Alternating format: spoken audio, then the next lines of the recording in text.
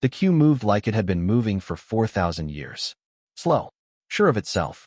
The registry processed millions of beings and had never found a reason to pick up the pace. Darren stood near the back with his hands in his jacket pockets. He was not the tallest thing in that corridor. Not close. The Vorith delegates ahead of him wore robes that shifted color with every breath, and the Thulak contingent carried staffs tipped with living light. Darren wore a gray jacket with a small tear on the left cuff he had never gotten around to fixing. His escort, a young Thulak official named Talus, walked beside him with a data tablet pressed to his chest. Talus had been assigned to the human delegation 3 days ago and had spent most of that time reading background files on humanity. He was still not sure the files had helped. "You understand what this process involves," Talus said. "You explained it twice on the transport," Darren said. "I want to make sure you are not nervous." Darren looked at the doors at the end of the corridor, 10 meters high, etched with the names of every species the registry had classified, floor to ceiling, wrapped around the frame. There were thousands of them. "I am not nervous," Darren said. Talus believed him. That was somehow worse. The registry sat at the gravitational center of the Union's oldest territory, all curves and layered rings, no sharp edges, built to outlast the civilizations it served. The interior ran a soft gold light from no visible source. The air held a faint hum just below hearing, which the Vorith said was the scanner always running, always reading. Talus had explained the scanner on the first day of the journey. It was called the Resonance Scanner. The Vorith built it when the Union was new, back when the founding species agreed that every member had to be known, properly known, before they could hold a seat anywhere. The scanner read biological energy, neural architecture, latent potential, threat index, and something the Vorith called depth of arc, how far a species had come, how far it could still go. Every species got classified. The result went on the public board for all Union delegates to see. Colors, numbers, categories. The Vorith came back silver, Tier 1. The Corva, 3 galactic wars to their name, came back amber, Tier 4. Even the Marin, who had no physical form and communicated only through frequency, had a number. For 1,000 years. Not one failure. "Is there a cafeteria in this station?" Darren asked. Talus looked at him. "I missed the meal service on the transport," Darren said. "Just asking." "There is a provision room on level 3, Talus said carefully. "But you will not have time before the scan." After then, at the intake desk, a Vorith official with silver-gray skin and eyes the color of still water looked at Darren for a moment before processing his documents. Her name tag read Sova in 3 scripts. She said nothing to him, handed the paperwork to an assistant, and turned back to her instruments. Darren watched her work. She did not look at him again. The process was short. Scan time assigned for the following morning, room on the residential level, small metal chip for key and identification. Talus walked him through 2 corridors and 3 lifts. The room was plain. Bed, window, desk. Through the window, open space. And at the far rim of the system, a dim orange giant, too old and too far out to warm anything. Talus stood at the door. "Is there anything you need?" "I am fine," Darren said. "The scan is at the 9th hour. I will come for you at the 8th. I will be ready." The door slid shut. Darren sat on the edge of the bed and looked out the window for a while. The star did not move. The station made no sound. No human had gone through full registry classification before. Humanity was new to the Union, 2 decades of careful diplomacy just to get here. This scan was the last step. After it, humans would hold a seat, have a number on the board, be known. Darren stretched, heard something pop in his shoulder, and lay down. He was asleep in 4 minutes. Up in the monitoring booth above the intake floor, Sova noted the human's scan time with a small mark on her display. She had processed tens of thousands of beings. She expected tomorrow would take no more than 12 minutes. She had no reason to think otherwise. Nobody looked at Darren when he walked in. They were all looking at the machine. The resonance chamber sat at the exact center of the lower level, a sphere of interlocked light rings, 3 meters across, hanging without support in the middle of a round room. The rings rotated slowly around a central point, each one trailing faint blue light that cast no shadow anywhere. The floor was dark. The ceiling was high. Around the upper edge of the room, a gallery ran the full circle. It was packed. Talus had not mentioned the gallery. Delegates from a dozen species filled every seat. Counselor Rain, the most politically careful being in any room he entered, stood at the front rail with his hands clasped behind his back. Vorith technicians sat at consoles on the lower level running pre-scan checks. Sova was at the primary station, same flat look she had worn at intake. Darren glanced up at the gallery, then looked at the chamber. "It is larger than I expected," he said to Talus. "Gallery attendance is standard for a first classification event," Talus said quietly. "All union members may observe." "They all came to watch me get scanned." "They came to see the result," Talus said. "There is a difference." When Sova directed him forward, Darren stepped into the chamber. The rings parted, then closed around him. He stood in the center, hands at his sides. The hum from the corridors was louder here, not sound so much as pressure, something he could feel in his back teeth. "The scan takes approximately 10 minutes, Sova said from her console. "You do not need to move or speak. The scanner reads passively." "Understood," Darren said. The scan began. 3 minutes of nothing unusual. The rings moved at their normal pace. The consoles produced steady readings. 2 technicians made small notes and went back to their screens. Then the rings slowed. Not stopped. Slowed. Half speed, then a quarter. The blue light deepened, shifting towards something between violet and a color that did not have a name in most Union languages. Sova looked at her readout, then looked again. The secondary check sequence kicked in, a system that had not run in over 2 centuries, triggered only when primary readings pushed the outer edge of any known range. The console started making small sounds. Not alarms, just systems working harder than they usually needed to. One technician stood up. Sova did not look at him. Then the tertiary sequence activated. In 4,000 years, it had never triggered. It existed in the scanner's base code as a theoretical safety measure, the depth failsafe, the original engineers had called it, designed for readings that could not be bounded by any known scale. The gallery went quiet. The rings started cycling through colors with no pattern Sova recognized. Amber, green, pale red, then a white so sharp that several delegates looked away. The hum dropped in pitch until it was more vibration than sound, something in the floor and the walls and the air all at once. Sova's hands did not move on her console. The numbers were not stopping. Every metric had a ceiling, a maximum value the system was built to reach and hold. Threat index had 1. Potential ceiling had 1. Even depth of arc, the most abstract measurement the scanner used, had a theoretical upper limit no species had ever approached. The numbers kept going. Then they stopped. The rings went still. All of them, at once, with no slowdown. Just still. The public board on the main wall lit up with the result. Every classification in the history of the registry had appeared there as a color and a number. The board always showed a color. It always showed a number. What appeared now was neither. A single bar. Deep red. Below it, 2 words. Do not classify. Darren stood in the center of the motionless rings. He rolled his shoulders, the way he did after sitting still too long, and looked for the gap where the entrance had been. "Is it done?" he asked. No answer. He looked up. Every face in the gallery was turned toward the board. Rain had unclenched his hands and was gripping the rail. Sova had not moved, but her eyes were not on her instruments anymore. Silence. Complete.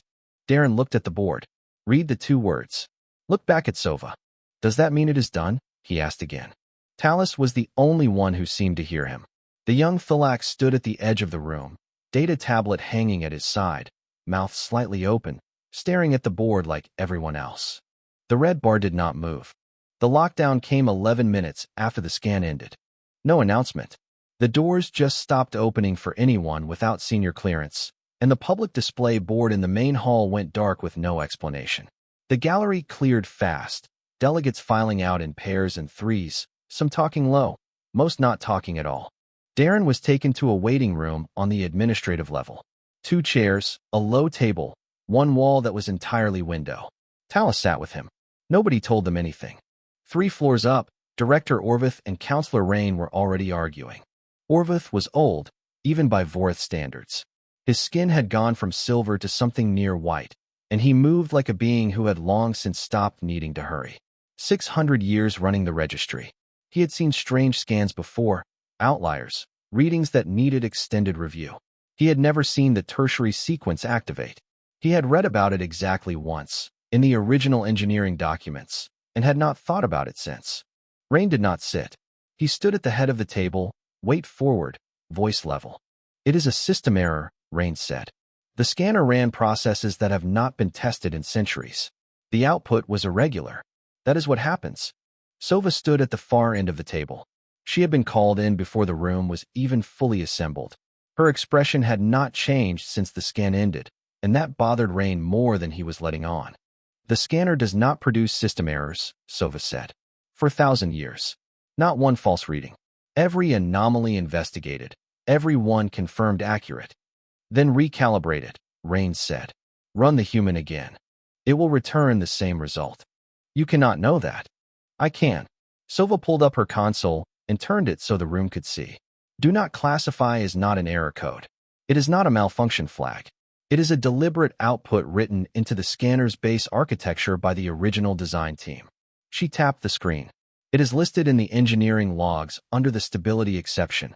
If the scanner determines that publicly sharing a classification result would cause significant instability in the union, it withholds the result and returns this instead. Silence. Orvith looked at the screen. Then at Sova. The scanner classified the human. Yes. Fully. It just decided that sharing what it found would be a destabilizing event. Rain's voice dropped. Then bury it. Put the human delegation in a general tier. We call it a technical irregularity. Process the admission through the secondary pathway, and it ends here. That is falsifying the public record, Orvith said. That is managing it. 63 delegates saw that board. If word spreads that the scanner broke down, or worse, that it worked perfectly and decided the result was too dangerous to show, we get panic.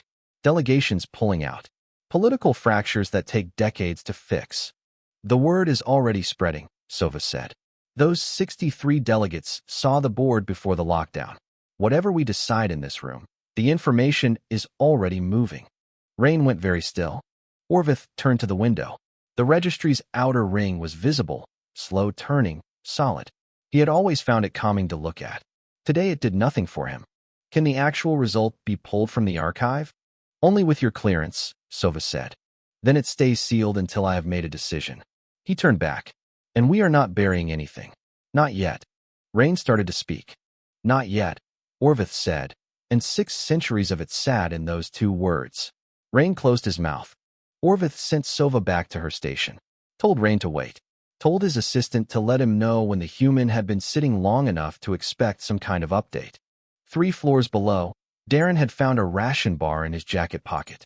He broke it in half and held out a piece to Talus. Talus took it, chewed slowly. He had never tasted human food. It was dense, a little sweet, and had a texture he did not have a word for. What is this? He asked. Oats mostly. Dried fruit. My sister packed them before I left. She worries about me not eating. Talus looked at the half bar in his hand. She packed food for you to take to the Galactic Union Registry. She packs food for everything, Darren said. Just how she is. Talus had nothing to say to that. So he took another bite and looked out the window at the stars. Sova came alone. No message ahead, no assistant. She walked into the waiting room, looked at Talus, and said, I need to speak with the human privately. Talus looked at Darren. Darren gave a small nod. Talus took his tablet and stepped out, and the door closed. Sova stood near the window. She did not sit. I am going to tell you something the director has not authorized me to share, she said. I am doing this because I think you have a right to know what happened in that chamber. If Orvith asks me later, I will tell him it was my choice. Darren said nothing. He was listening. The scanner classified you, she said. Completed the full process. The numbers are sealed and I will not give them to you, but I will tell you the shape of what it found. She set a small device on the table. It projected a simple image, a long horizontal line with a mark at the far right end. A ceiling. Every species has one of these, she said. A natural limit on what they can become. Not a flaw, just a boundary. The Vorith hit ours 12,000 years ago. We have refined and extended since, but the ceiling is known. The Corva hit theirs in the middle of their 3rd war. The Thulak found theirs through centuries of administration and law. Every species that has passed through this station has a mark at the end of the line. She touched the device. The line appeared again, but this time there was no mark. It ran to the edge of the projection and kept going, past the display, off into nothing. When the scanner read you, it could not find the ceiling. Darren looked at the line going nowhere. Not because you are extraordinarily powerful, she said, choosing her words. The scanner does not confuse a very high ceiling with an absent one. It ran the depth failsafe because your species does not have a measurable upper limit. The arc is still moving. How is that possible? Darren asked. That is what I came to ask you, Sova said. He was quiet for a moment. He looked at the projection, then out the window. Do you know how many times humans almost did not make it? He said. She waited. Before any of this, before we reached the Union, before half the things we built, we nearly ended ourselves more times than I can count right now. Disease. Wars over things that look very small from here. We burned so much of what we built. There were stretches where it looked like we were finished. If anyone had been watching from outside, they would have written us off. Sova said nothing. But even in the worst of it, someone was already making notes about what to do after, Darren said. We were knee-deep in one disaster and planning the next decade at the same time. We wrote stories about futures we had no guarantee of reaching. We built institutions for civilizations we had not become yet. We argued about what kind of people we wanted our grandchildren's grandchildren to be, while we were not sure we would survive the current year. He looked at her. I do not think humans have a ceiling because we have never stopped arguing about where it should be. Every generation looks at what came before and says that was not enough. We have not landed anywhere. We are still deciding what we are. Sova looked at the projection for a while. Then she turned it off and put the device away. That should be reassuring, she said. Is it not? Darren asked. She took a moment before answering. Most species in this union found their ceiling and learned to live well within it. There is comfort in that. A known boundary is something you can plan around. A species with no visible ceiling, you cannot plan around that. You cannot predict them. The scanner was not built to process a result it cannot bound. That is what the stability exception is for. Because we are too uncertain, Darren said. Because you are still becoming something, she said. And no one here knows what. She moved toward the door. Stopped. The director is deciding whether to release the full report. Whatever he decides, I thought you deserved to know what the machine found. Not the numbers. The shape. Thank you, Darren said. She stood at the door a moment.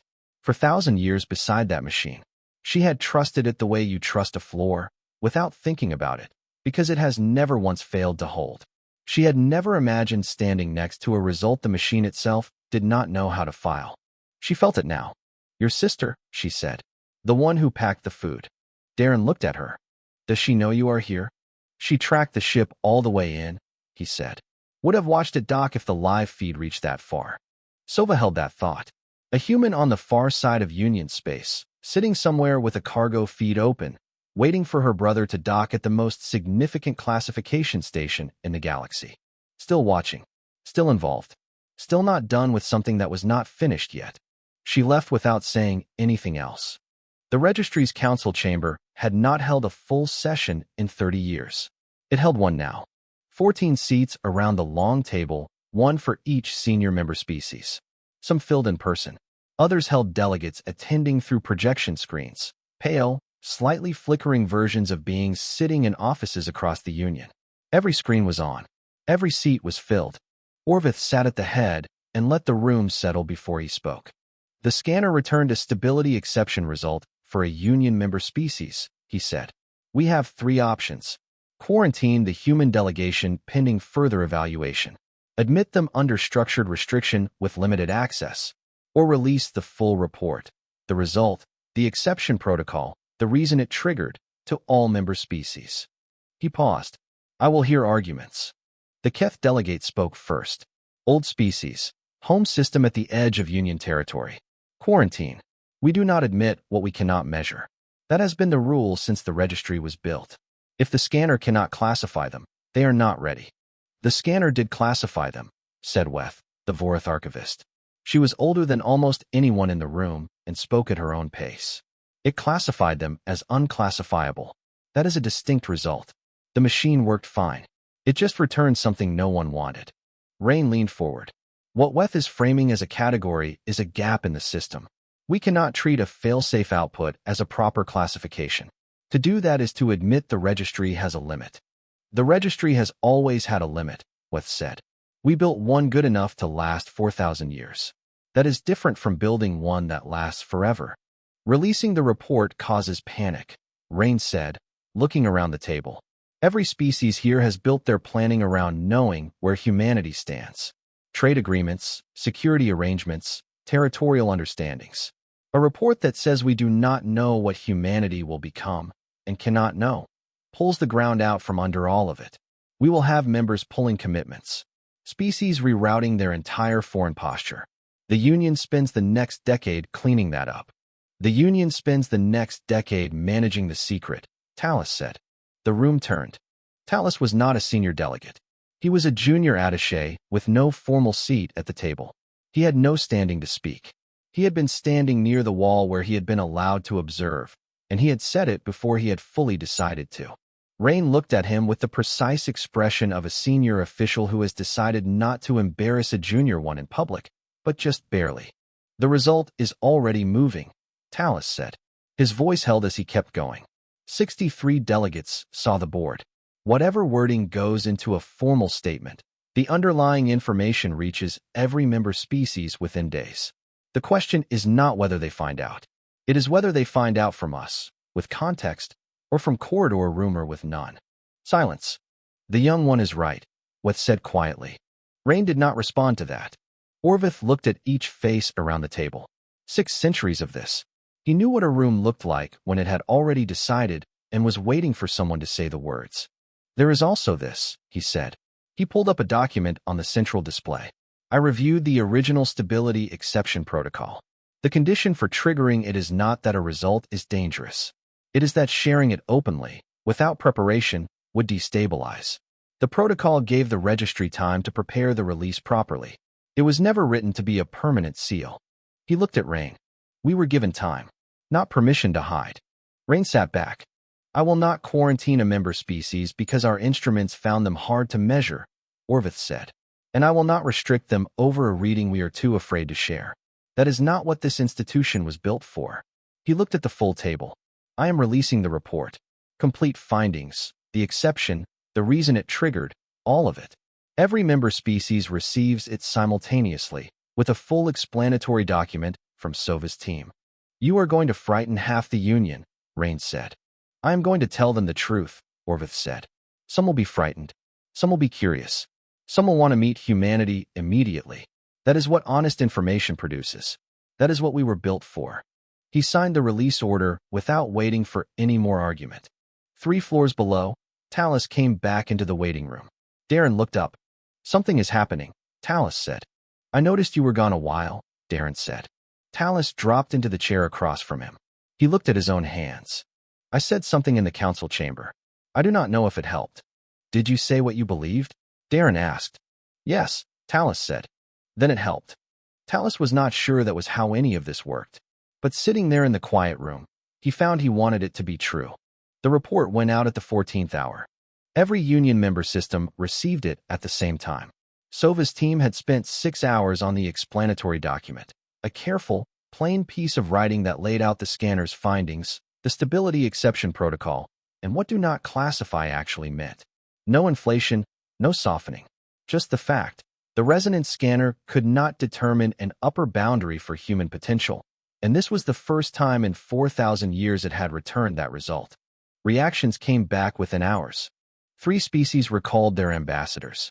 Not permanently. Their notices said pending internal review, which in diplomatic language meant we need time to be frightened in private before we come back.